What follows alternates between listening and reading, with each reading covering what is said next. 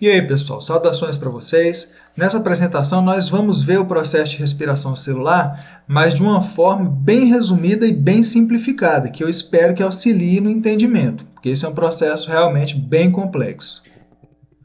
Bem, nós vivemos em uma sociedade que depende muito de energia. Nós usamos aparelhos diversos, nas nossas indústrias também se usam aparelhos diversos. Então, para manter tudo isso funcionando é necessário energia, mas não somente energia, também é necessário maquinário para poder coletar essa energia e transferir para os nossos aparelhos, aparelhos das indústrias e por aí vai. Nos organismos vivos, algo análogo acontece. Para manter os processos vitais, que envolvem a realização de trabalho, nós precisamos de energia também. Quem fornece energia são os alimentos. E as nossas células, elas têm um maquinário que é responsável por coletar a energia dos alimentos e transferir para processos celulares, digamos assim. Coleta-se a energia dos alimentos e se emprega essa energia para poder realizar trabalho celular. Energia é um conceito que nós não sabemos definir muito bem. Mas, de qualquer forma, para nós aqui, energia vai poder ser definida como a capacidade de gerar mudança, rearranjar uma porção de matéria ou realizar trabalho. Trabalho vai ser o quê? Trabalho vai ser a movimentação de matéria contra forças opositoras, como o atrito, a gravidade, etc. O bonequinho ali levantando o peso está realizando trabalho. Ele está empurrando o peso para cima e isso aí ele está fazendo contra uma força opositora, que no caso seria a gravidade. Bem, a respiração celular, então, é o principal processo responsável pela geração de energia nas células. E, basicamente, aqui é que começa a ser mais importante. Basicamente, esse processo vai consistir na quebra de ligações covalentes de moléculas orgânicas. Quebra de ligações covalentes de moléculas orgânicas. Isso faz com que haja liberação de energia, ou melhor dizendo, liberação de elétrons de alta energia, que nós vamos abreviar como EAE aqui. Então, quebra-se ligações covalentes para poder liberar elétrons de alta energia. Bem, essa energia que é liberada, esses elétrons de alta energia, mas vamos chamar de energia, essa energia ela vai ser transferida e armazenada nas ligações covalentes entre os grupos fosfato do ATP, o trifosfato de adenosina, que é o nucleotídeo. Esse bendito desse ATP, ele funciona como uma moeda energética, ele custeia os gastos energéticos da célula. Então, aqui está a estrutura do ATP e aqui um modelo mais simplificado. O ATP ele é um nucleotídeo, então ele tem uma base nitrogenada, no caso a adenina, ele tem uma pentose, um glicídio, que aí no caso é a ribose, o mesmo do RNA, e ao invés de ter um grupo fosfato, grupos fosfatos são ácidos fosfóricos ligados. Ao invés de ter um apenas, o ATP tem 3. Os nucleotídeos que constituem os ácidos nucleicos têm só um, mas o ATP tem 3. O ATP ele consegue armazenar energia potencial química, graças à estrutura da molécula, ou seja, a forma como seus átomos estão arranjados e ligados. Esses grupos fosfato do ATP eles têm cargas negativas, então se você bota muitas cargas negativas juntas, a tendência é ocorrer repulsão. Então, como eles têm muitas cargas negativas, eles se repelem. Por isso, o ATP tem um alto potencial de transferência de grupos fosfato. Ao transferir grupos fosfato para proteínas, por exemplo, que são as máquinas da célula, o ATP transfere energia para que os processos aconteçam. Então, o ATP age assim, basicamente. Transfere um grupo fosfato para uma proteína, com isso transfere energia e a proteína, que é a máquina, executa determinado processo. Eu recomendo você observar a figura do mecanismo de ação de uma bomba de sódio e potássio, que ilustra isso muito bem. Nós podemos resumir a reação que ocorre da seguinte forma.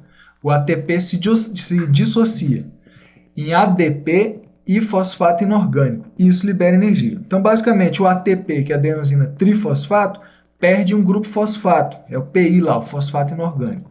Como ele tinha 3 grupos fosfato e agora perdeu um, nessa transferência de energia, o ATP passa a ser chamado de ADP, porque não tem mais 3 fosfatos, tem só 2. Então, o ADP é a adenosina difosfato. E a energia que é liberada no processo é usada para realizar trabalho. Bem, vamos começar a ver então o processo de respiração, mas primeiro super hiper simplificado, depois um pouco mais complexo, mas ainda assim simplificado.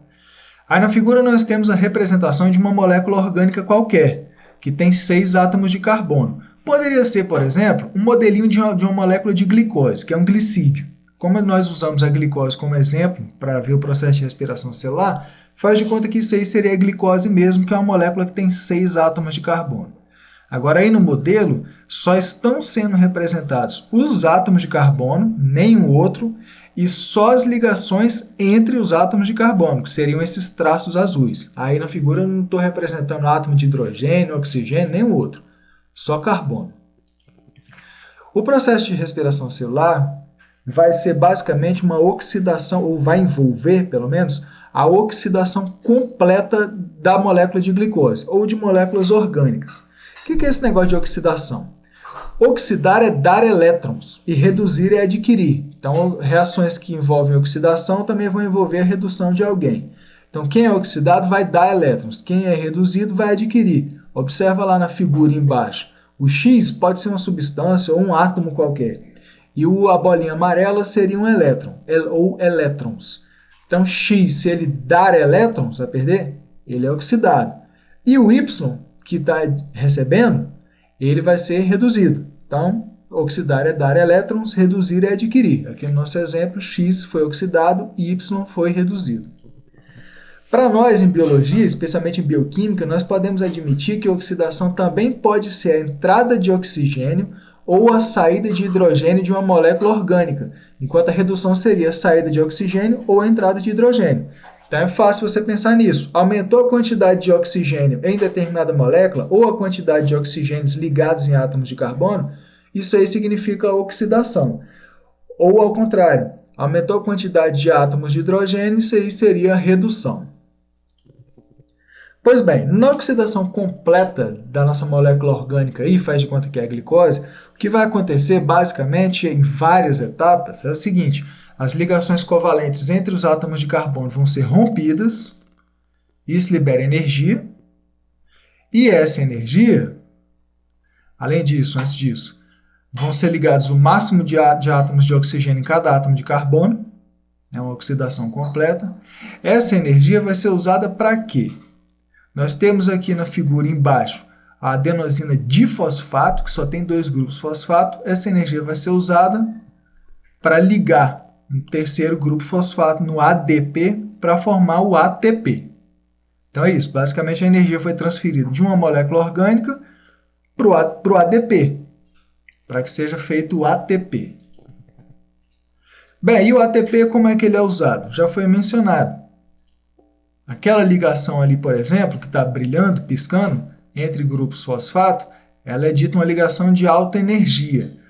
Devido ao fato de que os grupos fosfatos têm muitas cargas negativas, então o ATP tem um alto potencial de transferência de grupos fosfato.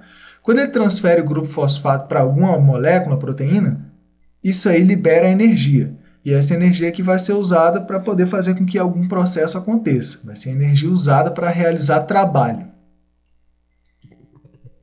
Bem, quais são as etapas então da respiração celular?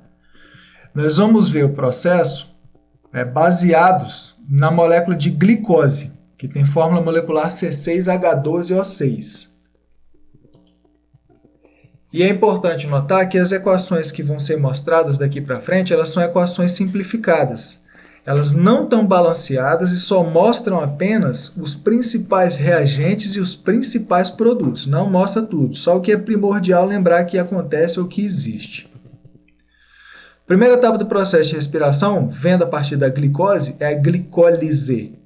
Essa etapa acontece no citosol, não acontece na mitocôndria, não requer oxigênio também, é anaeróbia. O que significa glicólise? É a quebra da glicose. Então, glicólise consiste na quebra da glicose, que é uma molécula de 6 átomos de carbono, em 2 moléculas de 3, que seriam esses piruvatos, ou ácidos pirúvicos. Então, a glicose é quebrada na metade, digamos assim, em 2 moléculas de 3 átomos de carbono. O processo simplificado está aí na equação abaixo. A glicose, que tem 6 átomos de carbono, eu estou representando como C6, é quebrada em várias etapas em 2 moléculas de piruvato ou ácido pirúvico, que tem 3 átomos de carbono, C3. Esse processo consome 2 moléculas de ATP, mas gera 4. Então, o rendimento é de 2 moléculas de ATP. Não precisa necessariamente, dependendo do nível em que você está estudando, lembrar que o processo gera 4 e consome 2.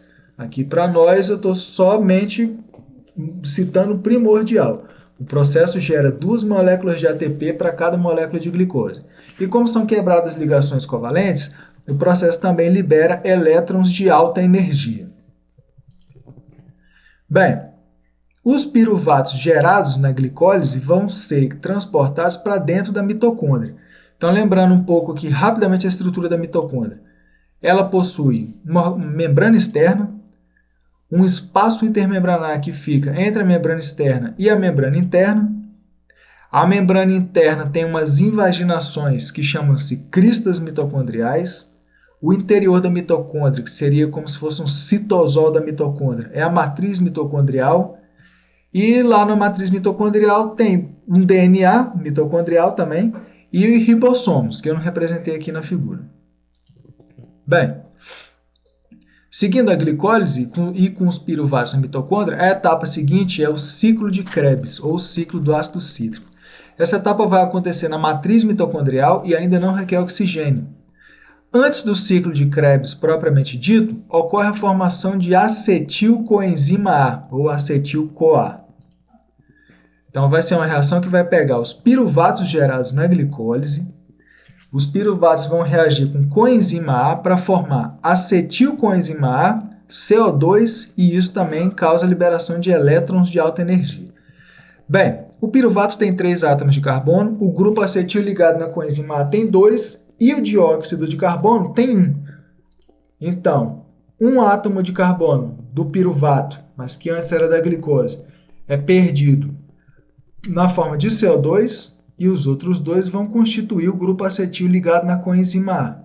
Como por glicose são gerados 2 piruvatos, nessa etapa, dos 6 átomos de carbono da glicose, 2 já foram perdidos. Faltam 4 que vão estar justamente em 2 grupos acetil ligados às coenzimas A. Então, como cada glicose gera 2 moléculas de piruvato, para cada molécula de glicose nessa etapa são liberados 2 CO2, restando apenas 4 átomos de carbono da molécula inicial. Bem, em seguida, a acetilcoenzima A vai entrar na série de reações que constitui o ciclo de Krebs propriamente dito.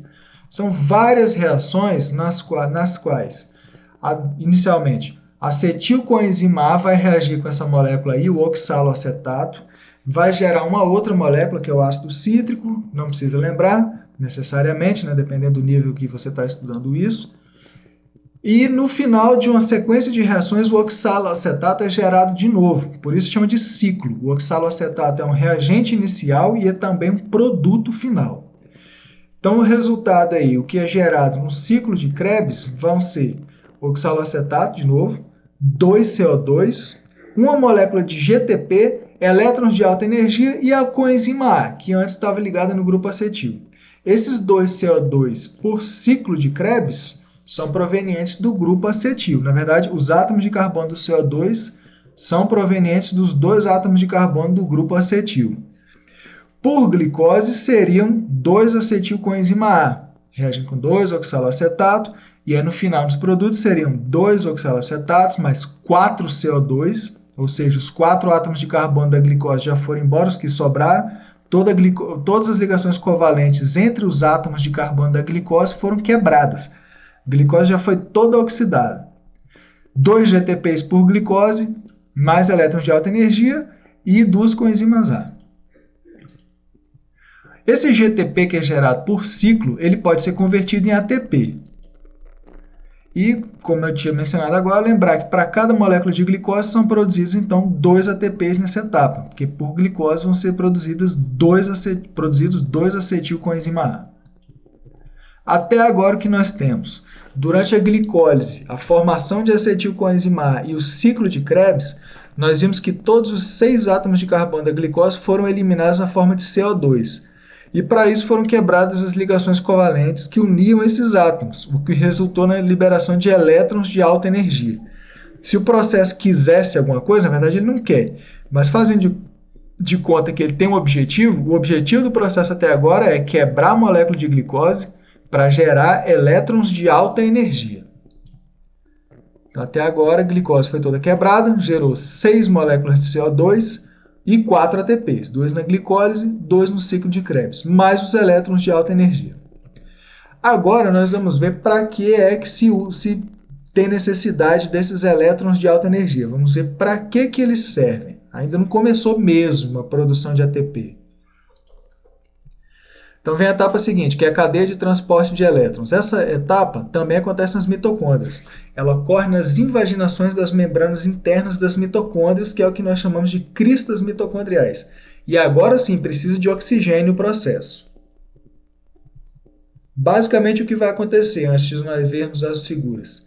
Os elétrons de alta energia que são provenientes da quebra das ligações covalentes entre os átomos de carbono da glicose vão transferir indiretamente a energia deles para proteínas transportadoras de íons H+, nas cristas mitocondriais.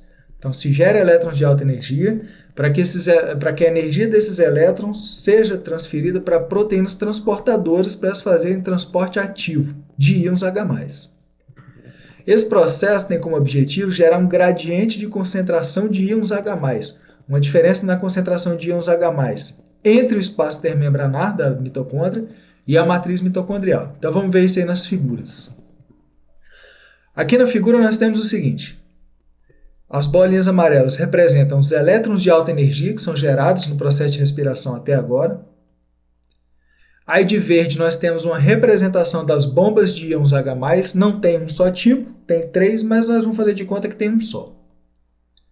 E embaixo é a matriz mitocondrial e no meio ali nós temos a membrana interna das mitocôndrias, no caso estaria numa crista, e em cima o espaço intermembranar. Você note que no espaço intermembranar eu desenhei mais bolinhas lá, aqueles H+, e embaixo eu desenhei menos, ou seja, no espaço intermembranar a concentração de íons H+ é maior do que na matriz. Bem, o que acontece então nessa cadeia de transporte de elétrons? Esses elétrons de alta energia gerados até agora, por conta da quebra das ligações covalentes entre os átomos de carbono da glicose, eles vão transferir a energia deles para bombas de íons H+ fazerem o transporte de íons H+, transporte ativo, da matriz mitocondrial para o espaço intermembranar. De novo aí. Beleza. Transferiram a energia deles, o transporte foi feito. E agora? Agora, que tem baixa energia, esses elétrons eles têm que ser mandados para fora das bombas, porque a bomba não precisa mais deles, só precisava da energia deles. Bem, então a bomba vai mandar esses elétrons para quem? Para quem gosta muito de elétrons. Quem seria? Oxigênio. O oxigênio é um átomo muito eletronegativo, ele gosta muito de elétrons. Então, o que vai acontecer é que o oxigênio vai captar esses elétrons e íons H+ para formar água. Tá? E a água formada. Então, o processo de respiração forma água e o oxigênio está atuando como captador ou aceptor de elétrons na cadeia de transporte de elétrons. Então, o processo é basicamente esse. Os elétrons vão transferindo energia deles para as bombas fazem o transporte de íons H+, e no final o oxigênio capta esses elétrons, que já transferiram a energia deles, e acaba gerando água.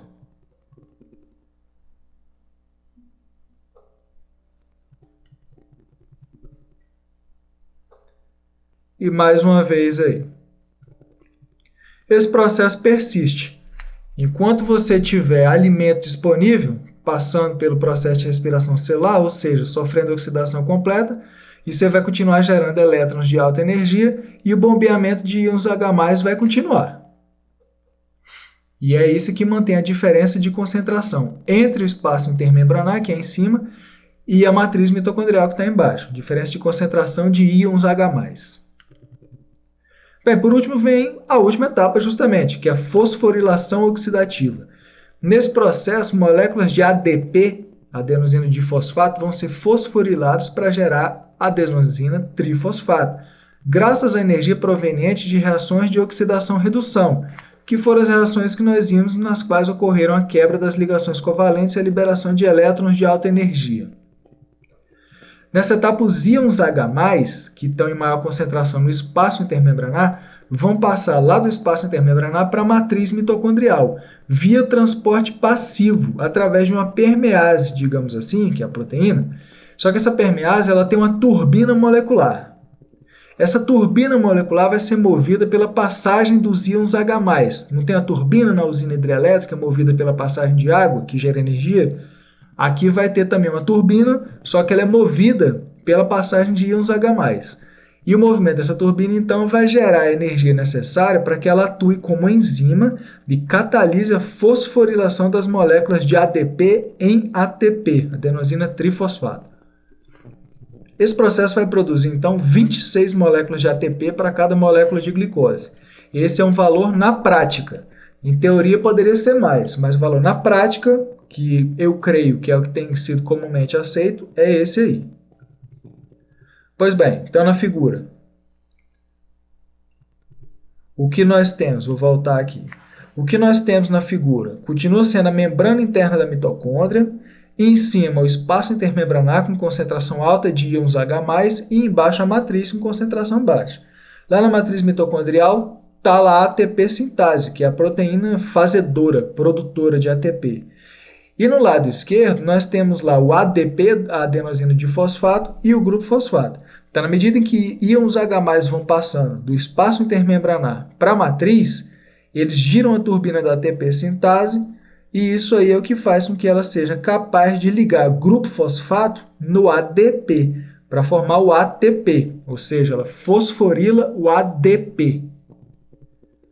Então, enquanto houver essa diferença de concentração de íons H+, a proteína vai produzindo moléculas de ATP, a partir do ADP e de grupos fosfato.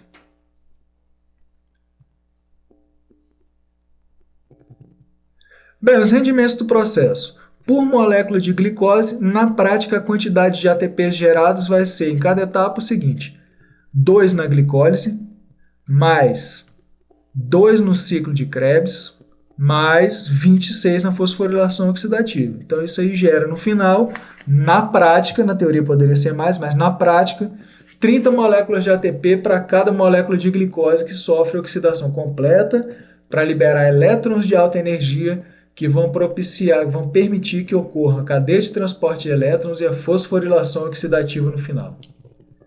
Então é isso aí, pessoal. Até a próxima e bons estudos!